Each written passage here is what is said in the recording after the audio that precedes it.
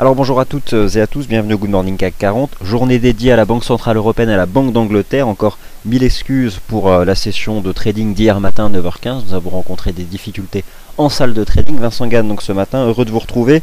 Il est grand temps de se préparer à ces deux événements monétaires majeurs. La Banque d'Angleterre à 13h avec un communiqué de presse, mais pas de conférence de presse de M. McCartney.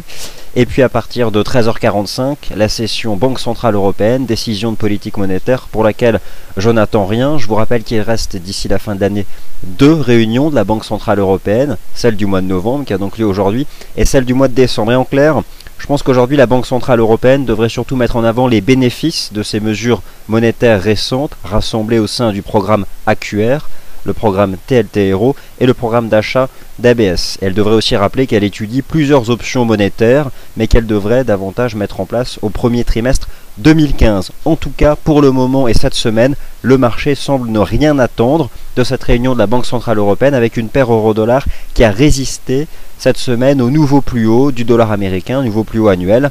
La zone des 1,24-40$, 1,25$, une zone support hebdomadaire, tient le choc pour le moment. Nous parlerons aussi assez largement de la monnaie britannique, avec une banque centrale d'Albion qui prend un destin tout à fait différent de celle de la zone euro. Nous allons d'ailleurs revenir sur cette divergence des politiques monétaires, un cycle monétaire qui est très différent entre celui actuel au sein de la zone euro et celui du Royaume-Uni. Alors, bienvenue, je suis heureux de vous retrouver. Les pétroles, l'USD Yen, le CAC 40, les métaux précieux, la UD-USD qui a finalement décroché, quelque chose que j'avais anticipé dès lundi. Bref, il y a énormément de choses à passer en vue, je n'étais pas avec vous hier. L'avertissement légal, vous avez eu le temps d'en prendre connaissance. Bienvenue donc à cette émission Good Morning CAC 40. Laissez d'ores et déjà traîner des questions dans le chat auxquelles je répondrai dans un second temps. Alors, aujourd'hui pour la session de trading, BCE, il s'agira probablement de Nicolas Chéron ou d'un duo Romain Cap Nicolas Chéron à préciser d'ici le début d'après-midi. Alors, on va se concentrer dans un premier temps sur des graphiques en données journalières et puis basculer sur l'horizon de temps 4 heures. Il faut faire ce travail d'identification en amont des statistiques, des niveaux, des points, ce que j'appelle les points, les niveaux majeurs pour déclencher des stratégies de trading qui permettent d'optimiser le money management. Il est hors de question d'intervenir au milieu de nulle part dans un flou graphique. Vous devez d'être patient et d'attendre un point de contact ou une situation d'approche à quelques pips près des niveaux techniques majeurs. Sinon, c'est lancer une pièce, sinon c'est impossible de soigner son ratio rendement-risque. Alors revenons d'abord sur ce qui différencie énormément les banques centrales. Vous savez que nous sommes au cœur de l'affrontement des principales banques centrales. D'ailleurs, M. Aoriko Kuruda nous l'a rappelé la semaine dernière, le gouverneur de la Banque centrale du Japon joue son va-tout en lançant une augmentation sensible de son quantitative easing, et vous avez tous pu constater l'impact sur le marché des changes avec un effondrement du yen japonais. Nous envisagerons d'ailleurs les perspectives long terme des paires en yen, USD yen. Il faut chercher, il faut s'intéresser au niveau de support. Imaginez que les paires en yen, c'est comme si vous aviez pris le train Paris-Brest, et puis clairement nous ne sommes pas arrivés à Brest. Le problème c'est que ce train file à vive allure en direction de son terminus. Il faut pouvoir le prendre à la bonne gare. En clair, identifier les niveaux de support sur Euro-Yen, GBP-Yen, USD-Yen qui permettraient de se positionner. On va revenir dessus en étudiant les graphiques en données 4 heures. Ce que vous avez sous les yeux, c'est un tableau qui a pour objectif de représenter le cycle monétaire des principales banques centrales. C'est quelque chose qu'on vous présente depuis le printemps dernier, mettant bien en avant la différence entre la Banque Centrale Européenne, la Banque d'Angleterre, la Réserve fédérale des États-Unis, et puis peut-être des banques centrales secondaires qui, elles, subissent finalement la loi des monnaies fortes. On reviendra sur la UD, le NZD, qui subissent de plein fouet, notamment les mouvements du dollar américain. Le NZD-USD a pour le moment défendu ses plus bas annuels. Parlerons aussi bien sûr du franc suisse, avec une paire euro-CHF qui se dirige petit à petit dans un intervalle support important compris entre 1,20 et 1,20.30. 1,20.30 c'est un niveau de support de l'année 2012, 1,20 c'est le fameux seuil, le BNS-PEG, défendu depuis maintenant 2 ans. Mais en tout cas voilà ce qu'il faut retenir, et je m'appuie énormément sur ce tableau pour vous rappeler que les paires GBP-USD et euro-dollar peuvent avoir un destin hautement différent.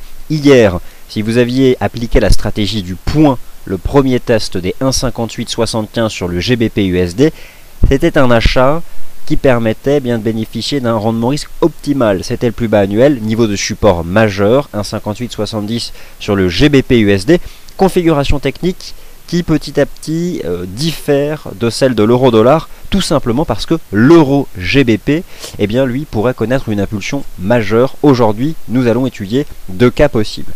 Retenez par cœur ce tableau. Pour le moment, il est stable et devrait se maintenir lors des 12 prochains mois. Sur le site internet, avant d'ouvrir ce point de marché, Good Morning CAC 40, j'ai pris le temps de vous rédiger un article qui s'appelle « Euro-dollar, la fibre et le câble auront un destin différent ». Revenant justement d'ailleurs sur cette divergence des politiques monétaires et sur des configurations graphiques qui finalement s'éloignent petit à petit. Alors, on va passer en revue quelques graphiques en données quotidiennes, mais pas énormément, je préfère me concentrer sur le cadre intraday. Laissez-moi d'abord vous rappeler que les marchés actions américains sont hautement bullish, notamment l'indice Dow Jones qui a franchi en cours de clôture ses sommets historiques, qui se situait ici à 17 290 points, suivi d'un pullback, c'était un achat d'ailleurs, dans le cadre de cette stratégie d'achat des supports, à 17 290 points. On tient cette ligne de tendance haussière, tant qu'on la tient, c'est bullish. Le S&P 500, lui, est certes en retard, mais cependant, il a franchi en cours de clôture ses sommets historiques à 2015 points. Il est toujours soutenu par cet oblique. Admettons, malgré tout, le poids énorme des sommets historiques. C'est comme un gigantesque couvercle qui appuie sur les cours des indices actions américains et qui, pour l'instant, les empêche de s'apprécier davantage. Mais somme toute, ces marchés actions américains ont toujours été capables, depuis 2009, d'inscrire de nouveaux sommets historiques. Alors nous verrons bien. Je pense qu'il est peu probable aujourd'hui que la réaction indicielle nord-américaine soit majeure. Ces marchés devraient attendre demain la publication du rapport NFP, le fameux rapport sur l'emploi aux États-Unis, attendu en début d'après-midi. Mais en tout cas, ces marchés actions US restent pour le moment bien orientés, quoi qu'on en dise. Dans les graphiques en données quotidiennes qui m'intéressent, alors il ne faut pas encore s'emballer, mais il se prépare quelque chose sur les contrats de pétrole. Tout d'abord, le pétrole WTI réagit bien, se stabilise sur ses plus bas de l'année 2012. Ça c'est notre objectif à 77,20 $, niveau qui certes a été pénétré en séance, mais qui est pour l'instant préservé en cours de clôture journalière. Je surveille cette compression ici descendante et cette divergence potentielle de momentum. Reste que pour le moment, sous les 80 $, ça reste baissier et ça s'apparente à un simple pullback. Par contre, dites-vous bien que si ce marché un jour parvient à reprendre 80 $, c'est pour exploser en direction de 85 et même 86 $. Le pétrole Brent WTI, hier, nous propose un chandelier, une toupie d'ailleurs, petit corps, ombre haute et basse importante. On comprend que ce marché commence à travailler à un niveau important. Il y a aussi quelque chose de potentiel sur le momentum, mais ce n'est pas franc et massif. Je vous rappelle qu'hier, en Arabie Saoudite, un pipeline a explosé, ce qui a créé de la volatilité en intraday. Mais ça reste quand même compliqué, on étudiera des graphiques en intraday de ces contrats pétroliers. Pour continuer sur ces graphiques en données quotidiennes, et avant de basculer exclusivement sur les chandeliers 4 heures, laissez-moi vous rappeler le GBP/USD et l'importance de ce niveau de support majeur à 1,5854. Hier on a fait 1,5870, ça s'apparente finalement à une espèce de double creux ici, puisqu'on avait déjà testé ce niveau le 16 octobre. J'apprécie aussi cette opposition, momentum, court, mais pour le moment nous sommes toujours dans cette compression. Et si l'on en croit la compression, eh bien elle pourrait encore durer, on le voit ici, jusqu'à la mi-novembre. Alors soyons prudents, cependant, si j'avais un mot d'ordre à donner sur le GBP/USD, il serait buy the dip. Buy the dip, buy the dip, buy the dip, 3 fois. Acheter les excès baissiers du GBP/USD, acheter les niveaux de support majeurs, et ce, tant que les 1,5850 feront office de support. Alors, qu'en est-il de la paire euro-dollar en données quotidiennes? Et puis ensuite les graphiques intraday et vos questions. La paire euro-dollar suit un destin différent. Alors, je me suis intéressé depuis la semaine dernière au niveau de support de l'été 2012. Le niveau de support, en fait, c'est la dernière fois, au mois d'août 2012, que l'euro-dollar a pénétré cette zone comprise entre 1,20 et 1,25 $. Il s'avère que l'euro-dollar défend âprement une zone de support hebdomadaire comprise entre 1,2440 $ et 1,25 $. En dépit d'ailleurs des nouveaux sommets du dollar américain. C'est-à-dire que cette semaine, l'USD CAD a fait des nouveaux tops, l'USD Yen a fait des nouveaux tops, l'AUD-USD a fait des nouveaux plus bas, le NZD-USD a fait des nouveaux plus bas, mais l'euro-dollar et le GBP-USD ont réagi bien différemment. Ils se sont contentés pour l'instant de réagir favorablement à chaque fois qu'ils sont venus tester les niveaux de support. Mais l'euro-dollar n'est pas le GBP USD, l'euro-dollar n'est pas le GBP USD.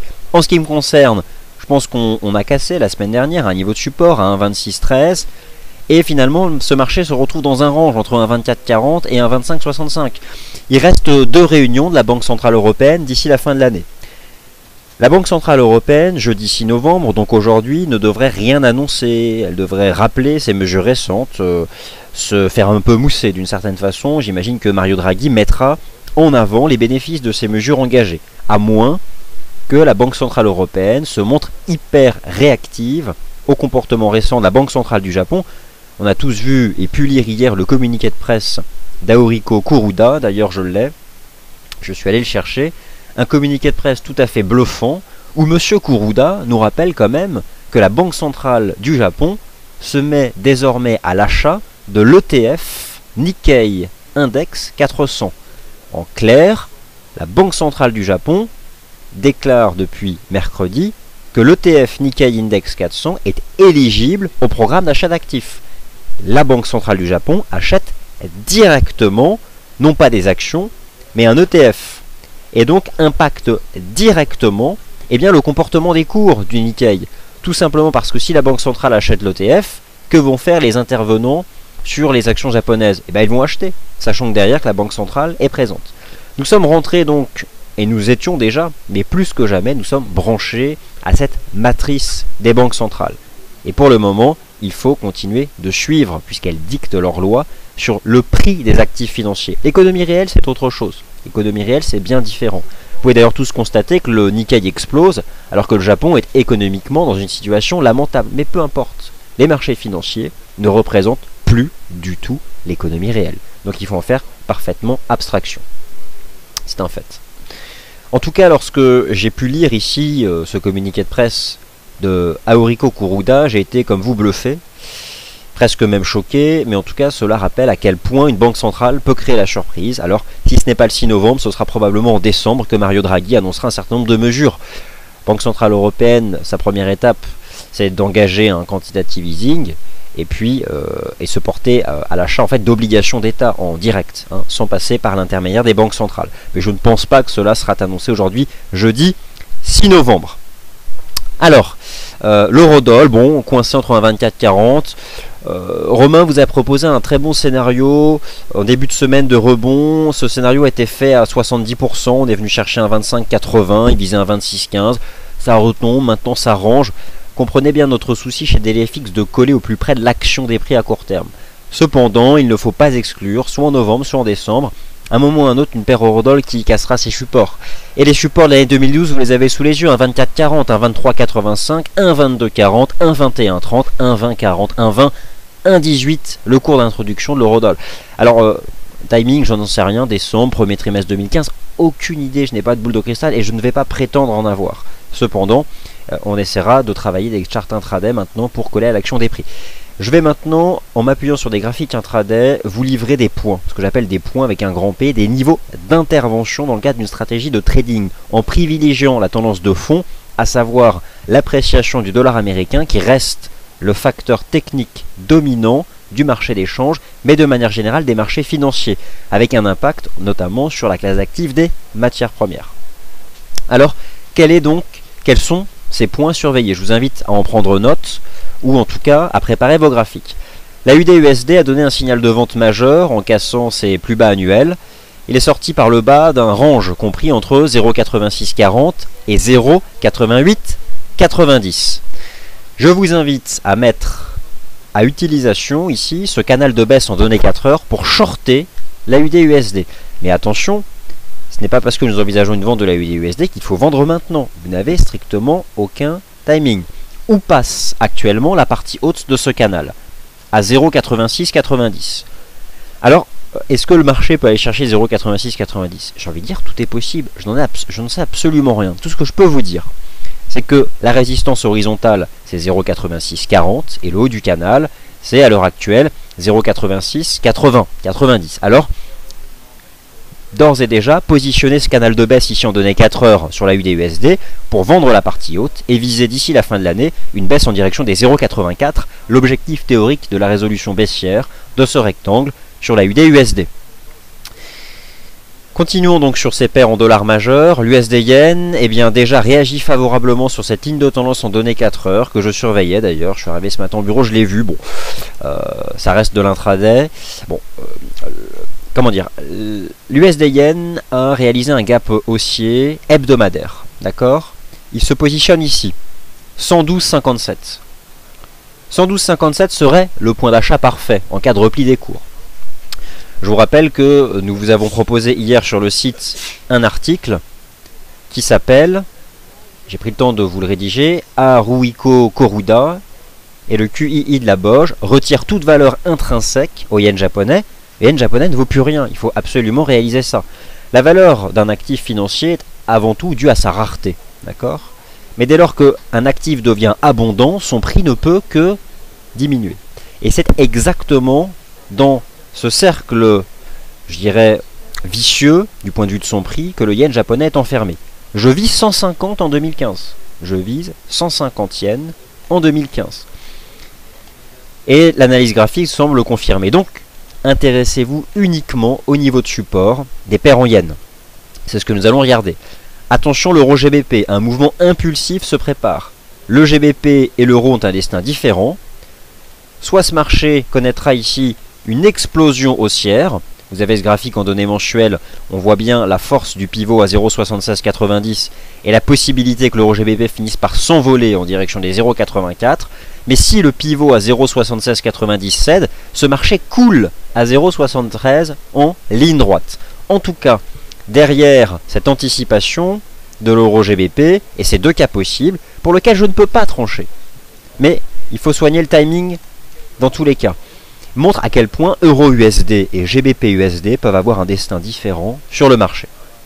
Maintenant, on va regarder les graphiques intraday et je vais arrêter de vous ennuyer avec toutes ces paroles.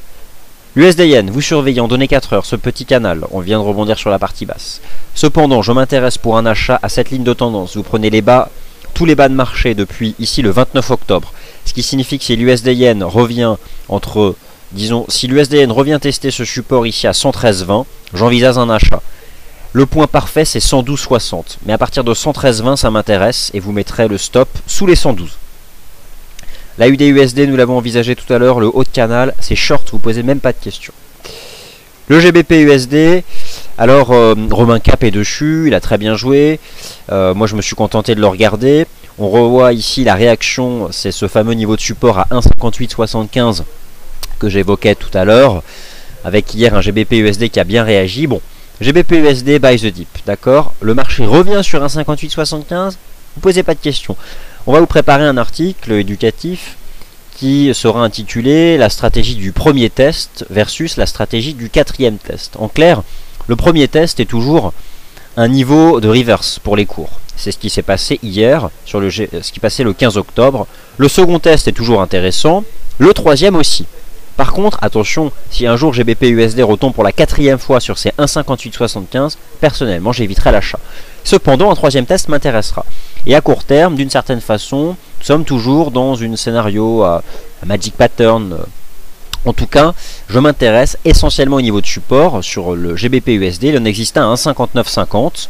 1,5950, mais naturellement, les 1,5875 sont nettement plus puissants. Dans tous les cas, votre stop de protection sera positionné sous le dip de 2012, sous 1,5854. Toutes les stratégies d'achat seront protégées sur le GBP-USD par un stop de protection sous les 1,5850.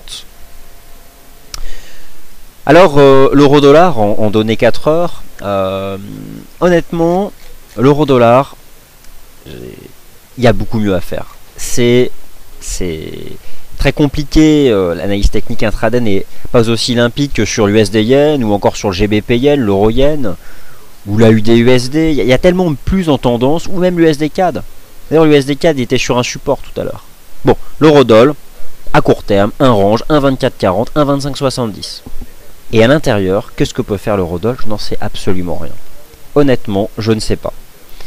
1,2440, 1,2570. Du point de vue de la tendance de fond, j'aurais tendance à m'intéresser au niveau de résistance. D'une certaine façon, ma réflexion serait de m'intéresser au niveau de support du GBP-USD et au niveau de résistance de l'euro-dollar. C'est un peu comme ça que je vois les choses.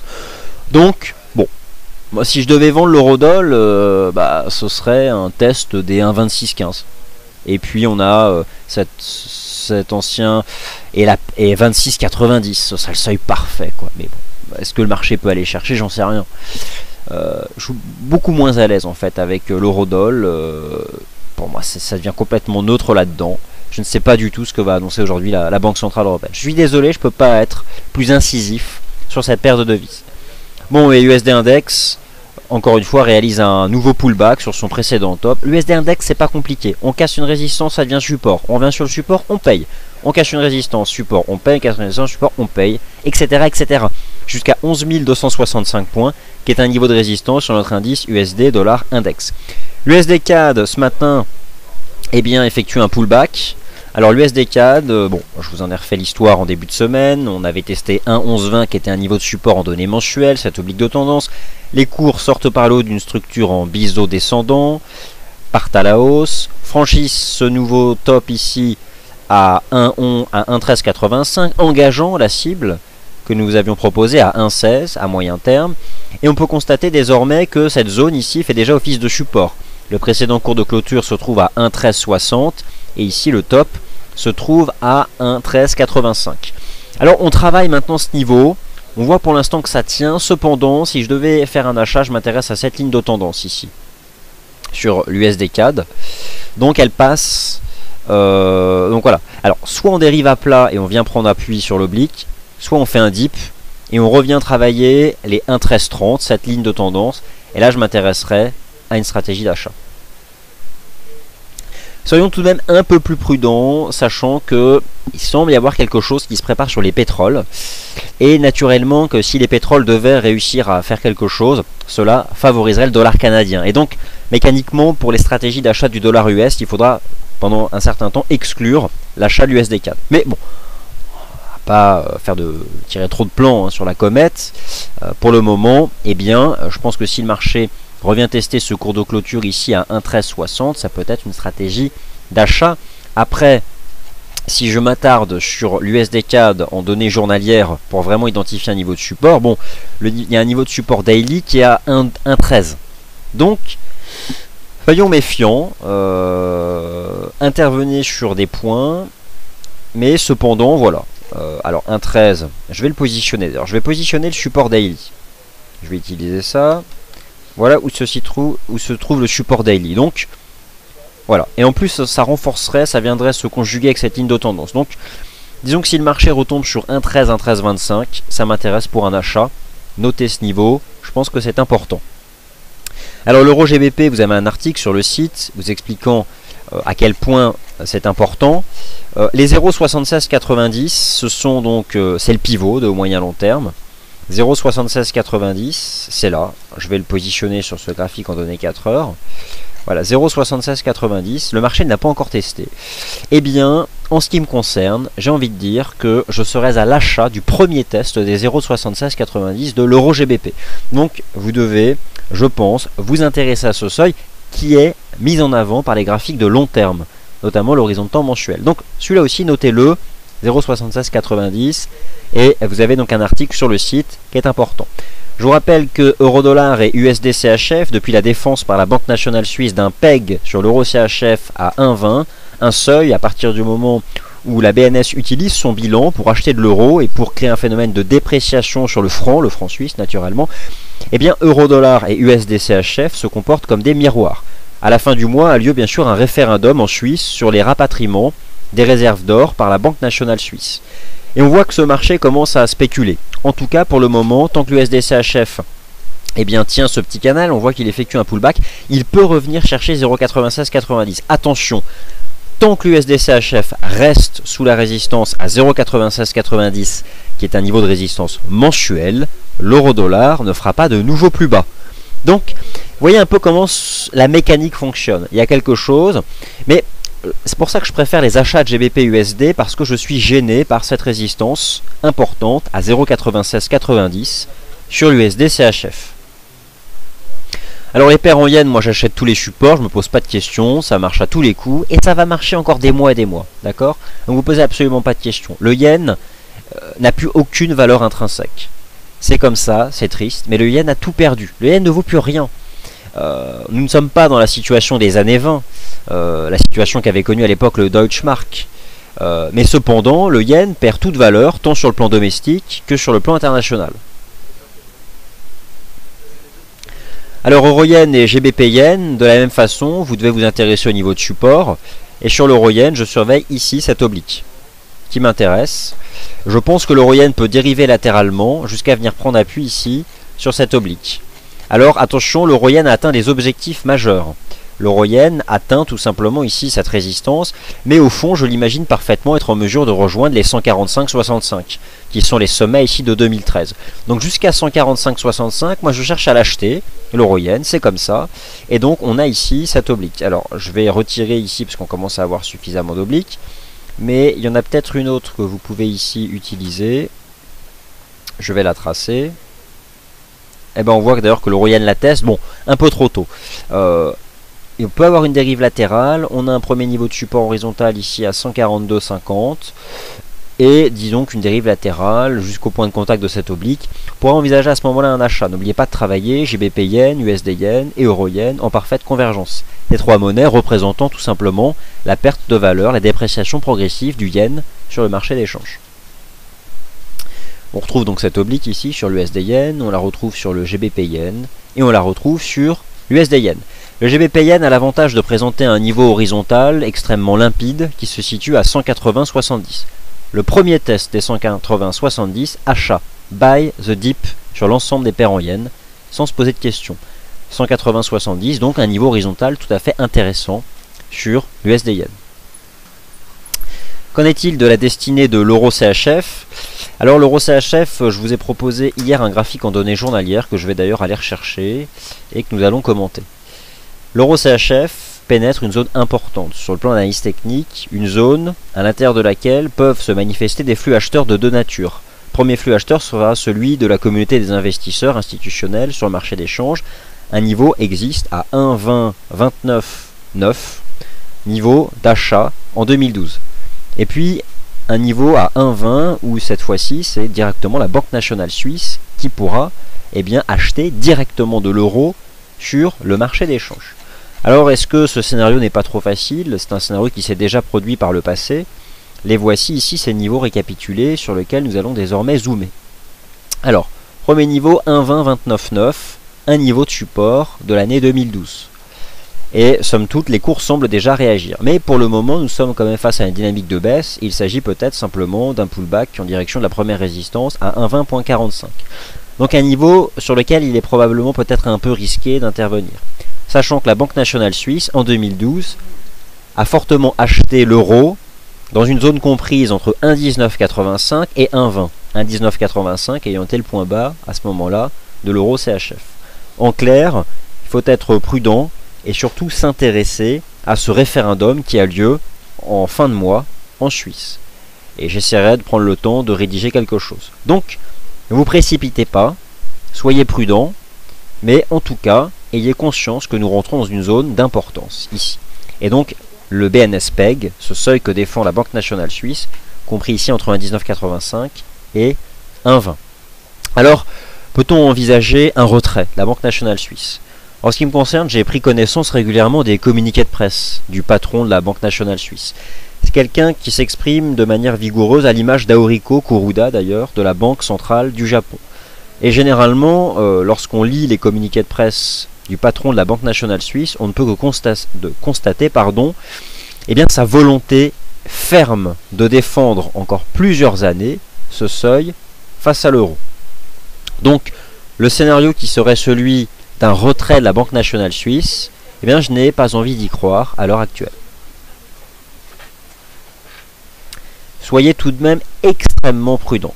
Il ne sert à rien de s'exposer avec un levier énorme sous prétexte qu'une banque centrale se trouve derrière, constitue l'acheteur en premier ressort, d'une certaine façon. C'est même pas un acheteur en dernier ressort. Là. Soyez quand même prudent. Mais constatez sur ce graphique en données 4 heures les réactions favorables au-dessus des 1,20.30. Mais somme toute, nous sommes sur un graphique en données 4 heures et pour l'instant, il s'agit que d'une réaction de 10 pips, ce qui n'est pas beaucoup sur le marché d'échange, mais ce qui est beaucoup sur cette paire Euro-CHF. Les marchés actions, comme évoqué tout à l'heure, restent parfaitement bullish, notamment sur les marchés actions US, depuis la réalisation de structures en V-bottom matérialisées lors de la 3e semaine du mois d'octobre. L'indice Dow Jones des valeurs industrielles réalise de nouveaux sommets historiques. On constate en effet sur l'indice S&P 500 le poids des sommets historiques. Restons donc prudents, notamment sur les marchés actions européens. Mais pour le moment, les niveaux de support sont achetés, c'est un fait. Alors on va étudier ici, à l'aide de ce triptyque, la situation du CAC 40, du DAX et de l'Eurostoxx 50. Eurostoxx 50 représentant un peu aussi la tendance des actions italiennes et espagnoles. Alors, sur le CAC 40, j'ai une compression. C'est comme ça, une vive compression entre la ligne de tendance baissière en place depuis 19 septembre et cette oblique. Alors, il y aurait un biseau potentiel en quel horizon de temps? Alors, je suis en H4 justement, et j'imagine que Romain Cap met en avant peut-être cette configuration là. Alors, je vais aller chercher. Donc, voilà, en partant d'ici. Bon, en tout cas, je vais essayer d'affiner. Bon, vous devez avoir simplement conscience que ça commence à comprimer. Alors, je vais être parfaitement franc. Je me souviens parfaitement, j'étais en live ici même, on ne peut pas mentir. Lorsque le marché est revenu ici sur 4060 points, je me méfiais de l'achat des supports. Bon, naturellement, j'ai abandonné ce biais. Je reste factuel sur ces marchés actions. Et c'est notamment les nouvelles mesures lancées par la Banque Centrale du Japon qui ont fini de me convaincre. Lorsque la Banque Centrale du Japon vous annonce que l'ETF Nikkei 400 Index devient éligible au programme d'achat d'actifs, nous sommes rentrés dans l'ère où les principales banques centrales seront directement à l'achat du marché actions. Alors, les marchés actions européens, eux, ne sont pas les marchés actions US. Nous avons eu, notamment au début de semaine, une belle réaction du CAC 40 sur cette ligne de tendance haussière que nous vous avons mise en avant dans notamment le point CAC DAX que vous propose Romain Cap depuis le début de la semaine. Ça a été acheté. Maintenant, voilà dans quoi se retrouve le CAC 40, pardon. Bon.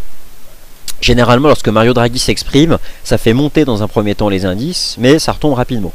Alors, somme toute, tant qu'on tient 4150 et le canal, on peut envisager une hausse du CAC 40 en direction des 4300, 4340. Bon, 4340, c'est un niveau de résistance important. Donc, d'une certaine façon, sur les indices européens, il faut se comporter comme sur le Forex, c'est-à-dire appliquer rigoureusement la stratégie du point. On achète le support, mais on encaisse rapidement au contact de la résistance. Je pense qu'actuellement, c'est une des meilleures façons pour progressivement faire augmenter le capital de tout compte de trading. Donc, je ne sais pas du tout ce qui va se passer aujourd'hui. D'accord? On est dans cette compression. Et ce qui m'intéresse, c'est que cette compression, je la retrouve sur le DAX ou encore l'Eurostoxx 50. Le DAX était juste parfait. On a fait un pullback ici sur 9148 points, le précédent top. On a pris appui, mais on revient directement sous résistance ici. Donc, on ne peut pas acheter. On pouvait acheter le support, on n'achète pas sous résistance. Et voilà, maintenant on se retrouve coincé entre 9150 et 9340. Mais j'ai envie de dire, tant qu'on tient ce canal, on peut envisager là aussi de nouveaux plus hauts. Bon, et j'imagine aussi que si le DAX devait revenir au contact de son bas de canal, ça devrait être acheté à nouveau par le marché. L'Eurostoxx 50, lui aussi, a parfaitement réagi sur... Alors, on avait cette ancienne ligne de résistance. Regardez, on a juste fait un pullback dessus. En plus, c'était renforcé par la ligne de tendance haussière. Ça relance.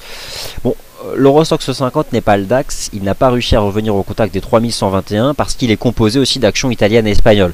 Je suis quand même inquiet de la situation technique du MIB et de l'IBEX. C'est pourquoi je suis parfaitement neutre à court terme sur les marchés actions européens. On peut comprendre aussi le poids que représentent les sommets historiques sur l'indice S&P 500. Le SP500 tente, avec beaucoup de difficultés, de s'affranchir de ces 2022 points. Il n'y parvient pas. Cependant, j'imagine que cette ligne de tendance haussière ici, qui passe depuis la validation des structures en V-bottom, sera achetée par le marché. Donc vous prenez ici la ligne de tendance haussière depuis le 22 octobre. C'était là où la ligne de coup du V-bottom avait été franchie. Et au fond, cela renforce la valeur des 2000 points.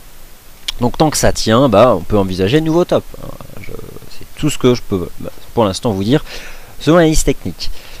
L'once d'or, comme vous le savez, partage donc la destinée de l'argent qui avait été précurseur, la UD/USD qui s'aligne aussi sur les métaux, donnait un signal de vente majeur en cassant les 1182 $. À ce moment-là, deux scénarios étaient possibles. En tout cas, j'en ai étudié deux, celui d'un flat ou celui d'un pullback. C'est tellement faible que le marché a fait un flat. Il en sort par le bas en cassant le support ici à 1161 $. 1161 $ faisant désormais office de résistance. Si le marché remonte à 1161 $, c'est short, à moins qu'on fasse encore un flat et qu'on casse par le bas. N'en sais rien. Je vais aller étudier avec vous un graphique en données quotidiennes de l'once d'or, mais laissez-moi d'abord revenir sur les pétroles et là aussi être 100% franc. Hier après-midi, j'ai mis en avant des divergences haussières potentielles, dans le sillage d'ailleurs de la cassure d'un pipeline en Arabie Saoudite. Mais cela doit nous rappeler malgré tout que les 77 $ sont un niveau de support majeur sur les cours du WTI, niveau de support majeur sur les cours du WTI qui a été préservé. Alors hier, j'envisageais une structure en Magic Pattern, quelle est-elle? Il s'agit de casser en données 4 heures ici les 82-90, ce qui a été fait finalement de manière beaucoup trop marginale. Mais on voit que ça travaille encore cette zone. Donc, il n'y a pas de... Le Brent en données quotidiennes n'a pas cassé ici ces 82-90. Ça travaille. Mais bon, par contre, j'avoue, ça n'a pas été... On voit que les gens... On se positionne ici à l'achat. Il y a une divergence haussière qui est seulement potentielle. Attention, elle est potentielle. C'est ce que nous montrent les graphiques en données quotidiennes. Bon, je suis peut-être un peu trop emballé hier. En tout cas, pour le moment, ça tient. Et je vais désormais donc conclure ce point de marché en passant en revue deux graphiques en données quotidiennes, trois pardon, le Brent, le WTI, l'once d'or, et ensuite phase de questions-réponses. Alors, nous allons y aller. C'est simplement le temps que ces graphiques en données quotidiennes chargent.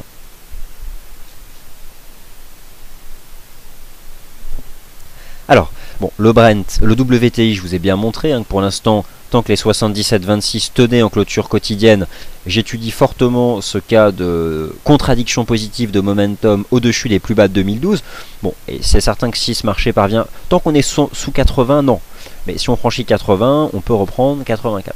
Le UK Oil, ben voilà, on voit qu'il travaille ses 82,70. Bon, après, c'est pas massif, je l'avoue, donc on verra. Honnêtement, on verra. L'once d'or, voilà. Alors l'once d'or, c'est comme l'euro-dollar, c'est simple. Vous bénéficiez d'un historique de cours passé qui vous permet d'aller tirer des niveaux de support horizontaux. Faut pas se casser la tête, c'est facile. Alors, voilà donc quels sont finalement, tant qu'on est sous 1180 $, voici quelles sont les cibles, je dirais, des prochains mois sur l'once d'or. Ce sont des niveaux de support horizontaux du printemps 2010. Vous pouvez faire exactement le même exercice sur l'argent. 1123 $, 1085, 1044, 1026 et 1000 $. Attention, 1050 $ est quand même un niveau important, susceptible d'attirer dans le premier tête des acheteurs. Mais je pense que ici en données quotidiennes, vous pouvez constater, on peut envisager un pullback désormais peut-être sous 1178, 1180, ce sera short. On teste 1180, il faudra juste vendre, tout simplement. Sachant qu'on a maintenant cette résistance intermédiaire à 1160. Et c'est même possible que les 1160, ici on voit en données quotidiennes, soient vendus pour tendre lors des prochains mois en direction donc de ces supports ici de l'année 2010. Le gaz naturel, on vous a invité hier via Twitter à prendre fermement des prises de bénéfices au contact des 4,30 $. Et j'espère que vous avez pu encaisser et prendre des bénéfices lorsque ce marché du gaz naturel est venu tester les 4,30 $. Et d'ailleurs le gaz naturel, bon, on retrouve en fait cette mèche qu'il a fait à 4,30. Hein. Moi je suis fermement bullish depuis qu'on s'est affranchi de cette ligne de tendance baissière en place depuis 2014, depuis qu'on est sorti par le haut de ce wedge. Bon, maintenant c'est cette ligne ici qui attrape tous les sommets que le marché est venu rejoindre. Voilà, après admettons que les 4,20 font déjà office de support. Donc, et aussi on a un trend ici que le marché tient. Hein. On a quand même un trend hyper favorable, donc franchement ça reste hyper bullish. Hein. Et tant qu'on tient 4,20, ça finira peut-être par casser les 4,30. Bon, en tout cas, nous avons invité à vous positionner fermement ici entre les 3,75 et les 4. Vous avez pu prendre des bénéfices ici. Faut-il maintenant revenir à l'achat si on fait un pullback sur 4,20? Bon, je ne sais pas. On ne peut pas indéfiniment conserver une progression avec un angle comme ça de 75%. C'est pas possible. Donc je serais davantage méfiant. Laissons maintenant ce marché respirer pour revenir à l'achat plus tard. Car je pense que nous irons chercher les 5 durant l'hiver. Hein. Donc, mais laissons ce marché respirer. Et peut-être revenir tester le niveau des 4, des 4,05 pour prendre un nouveau long.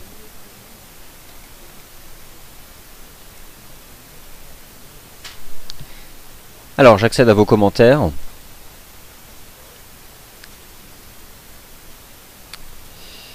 Alors, Forex 71, USD Yen mensuel. Alors, en effet, alors on a des résistances ici sur l'USD Yen, mais vous savez, je vous rappelle par exemple que le dollar américain, son RSI, il est monté à 95. Enfin, vous voyez, c'est une tendance haussière qui est tellement puissante que le surachat n'est pas suffisant pour shorter agressivement. Je ne m'intéresse donc qu'au niveau de support, d'accord, de l'USD Yen. Et uniquement au niveau de support.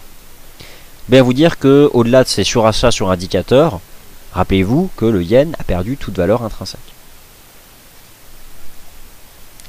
Alors le 4 CHF, vous me demandez du 4 CHF.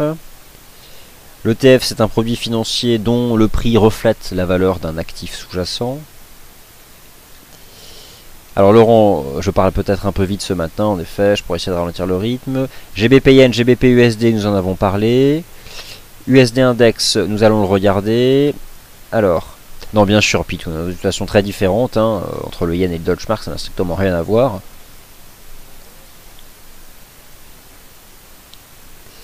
Alors, dollar US. Donc en effet, pour ce que ça prête, pour en fait l'objet du référendum qui aura lieu en fin de mois, je vous préparais un article justement très précis. Justement, cela concerne les réserves de change justement de la Banque nationale suisse.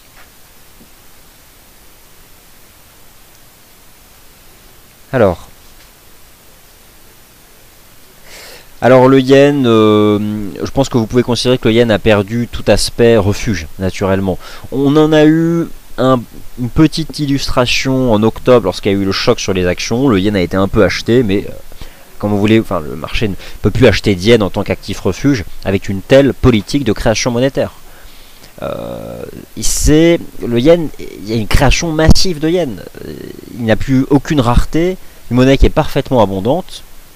Il n'y a plus aucun attrait refuge sur le yen japonais. Plus aucun attrait. Alors est-ce que cela va se déplacer sur le franc suisse?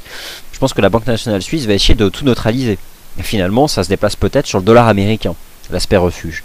Il est bien probable que cet aspect refuge se soit déplacé sur le dollar américain.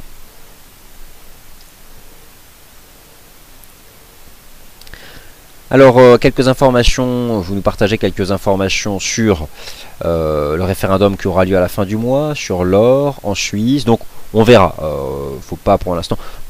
On se contente pour l'instant de ces analyses techniques, mais il va falloir en effet s'intéresser de plus près aux aspects fondamentaux de ce référendum qui aura lieu en Suisse. Alors, bonjour Loïc Duval. Alors, en ce qui concerne l'ETF Nikkei Index, et ce que fait la Banque nationale, la Banque centrale du Japon, vous avez ici le communiqué de presse d'Aoriko Kuruda. Je vous laisse en prendre connaissance. Après, je ne connais pas le ticker de ce produit financier. Enfin voilà, ça, je ne suis pas, je n'ai pas ces informations-là, mais elles se trouvent aisément, je pense. Alors l'eurodoll en intraday. Alors donc 82-88. Ok. Alors je vois les actifs dont vous souhaitez parler. Allez. Alors le Yuka Oil, écoutez, j'avais en effet hier envisagé, l'idée c'était anticiper. En fait j'envisageais quoi hier sur le Yuka Oil? Que le marché s'affranchisse des 82-88. Donc déjà la première étape c'est de refranchir. La Magic Pattern c'est uniquement quand on s'en affranchit fortement et qu'on retombe ensuite dessus. Et là on paye, d'accord? Et hier nous n'avons pas eu d'affranchissement significatif. Voilà pourquoi cette Magic Pattern anticipée pour l'instant, n'a pas cours. Donc, c'est un fait, je l'admets. Cependant, admettons tout de même que le marché travaille ce niveau. Donc ce n'est pas n'importe quoi. Mais le scénario envisagé, anticipé, n'a pas eu lieu dans le sens où nous avons ici cette mèche haute, ici sur ce chandelier 4 heures. Mais dans tous les cas, dans le cadre de ce scénario, votre question concerne le stop, c'est tout simplement sous les plus bas récents. Donc c'était sous les 81,60. L'eurodoll en données 4 heures, c'est un range entre 1,2440 et 1,2570. Ici, ce n'était pas un flag parce que on a fait une impulsion, mais le marché, c'est simplement un range. Voilà, c'est tout ce qu'on peut dire. On peut d'ailleurs déjà tout retirer. On a maintenant probablement, alors, on peut envisager aussi ce type d'oblique maintenant ici sur l'euro-dollar en données 4 heures. On a aussi toujours en données 4 heures. Alors voilà, comment on peut essayer d'affiner le range. Mais honnêtement, voilà, c'est si la baisse, si Draghi n'annonce rien, ça explose à la hausse, ça remonte à 1,2690. Si la BCE nous annonce de nouvelles options monétaires, on pulvérise à la baisse 1,2440. Et je ne suis pas dans les petits papiers de la Banque Centrale Européenne. Tout ce que je peux vous dire, c'est qu'il faut acheter un niveau de support. Le niveau de support, c'est quoi? Ça peut être cette oblique de soutien, ou un nouveau test des 24,40. Maintenant, votre question est un niveau de résistance. On a un 25,70, un 26,15 et un 26,90.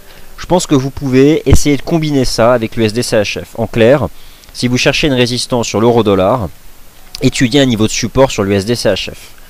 Et le niveau de support sur l'USD-CHF, c'est 0,9560. Et on a aussi ici cette oblique. Vous voyez l'oblique que j'évoque sur l'euro-dollar. Alors, je vais vous les montrer côte à côte. Voilà, là on a cette oblique de soutien sur l'USD-CHF et on a cette oblique de résistance sur l'euro-dollar. Mais en termes de niveaux horizontaux, intéressez-vous à une vente de l'euro-dollar. Moi honnêtement, je vais vous dire, si je devais vendre l'euro-dollar, c'est uniquement en cas d'impulsion haussière et d'un test des 1,2690. Cette ancienne oblique ici qu'on retrouve là sur l'USD-CHF. Mais au niveau actuel des cours, pour un swing, je vois pas ce qu'on peut faire, quoi. Alors après, là c'est certain que l'eurodoll il peut aller chercher l'oblique, donc elle passe à un 25,45, un 25,50. Oh, peut-être aller chercher un 25,50, mais là on est dans un range et en plein milieu du range. Alors, bon, faut pas, malheureusement, hein, faut pas se forcer pour le principe qu'on a l'habitude de trader une paire de devises. Hein. Faut en étudier plusieurs. Alors, ce wedge là sur Forex 961, je l'ai surtout sur le GBP USD. Mais en effet, on peut avoir ce type de compression. C'est ce que je vous ai proposé dans mon point euro-dollar de ce matin en données journalières. On peut parfaitement envisager ce type de compression ici sur l'euro-dollar que vous retrouvez justement ici. Hein. Et dans ces cas-là, bah voilà, la partie. Alors voilà, c'est comme ça en fait que vous faites. Et dans ces cas-là, mais bon, moi je suis gêné quand même avec cette idée de la compression. Mais dans ce cas, selon votre étude, c'est certain que si on refranchit un 26,15, on peut revenir chercher là, mais vous comprenez, vous avez vu toutes les obliques de résistance qui passent, hyper complexe. Un 26,15. Bon, si je devais en choisir une, il y a l'Apex ici, un 26,90, qui me semble vraiment être un beau niveau. Mais disons que pour une stratégie de l'euro, j'aurais préférence à m'intéresser au niveau de support de l'euro GBP, notamment un test des 0,7690. Après, je m'intéresse davantage au niveau de support de l'euro-yen, hein, quitte à acheter de l'euro-yen avec cette oblique de tendance ici. Voilà, si vous êtes gêné par l'euro-dollar, je préfère vendre les résistances de l'euro-dollar. Donc, on a cette oblique ici sur l'euro-yen, un premier niveau horizontal à 142,50. Et on peut envisager un achat 142,50. Le point d'achat parfait, ce serait revenir tester 141,20. Mais bon, c'est quand même profond. La paire en dollars sur laquelle je vois vraiment beaucoup clair, c'est la UD-USD et le haut de canal H4. Si on retourne chercher le haut de canal H4 à 0,8680, vous pouvez vendre avec un timing qui sera parfait. Il est 10 h, je vous remercie d'avoir suivi ce point de marché. Vous retrouvez Nicolas Chéron à 11 h pour le morning meeting et donc session spéciale à 14 h 15 pour la Banque Centrale Européenne. Merci à toutes et à tous et à demain.